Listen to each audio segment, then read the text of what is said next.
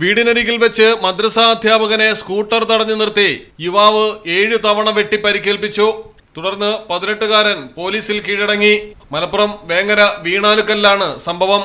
28 വയസ്സുള്ള സുഹൈബിനെയാണ് റാഷിദ് എന്ന യുവാവ് വെട്ടിക്കൊല്ലാൻ ശ്രമിച്ചത്. ബന്ധുവായ പെൺകുട്ടിയുമായുള്ള പ്രണയബന്ധത്തിൽ നിന്ന് പിന്മാറണമെന്ന് സുഹൈബ് റാഷിദിനോട് ആവശ്യപ്പെട്ടിരുന്നു.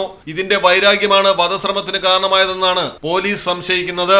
റാഷിദിനെ അന്വേഷിച്ചെത്തിയ സുഹൈബ് മണിക്കൂറുകൾ വീടിന് സമീപം കാത്തുനിന്നിട്ടാണ് സ്കൂട്ടർ തടഞ്ഞു നിർത്തി വെട്ടിയത്. വീട്ടിലേക്കോടിയ സുഹൈബിനെ പിന്തുടർന്നും ആക്രമിച്ചു.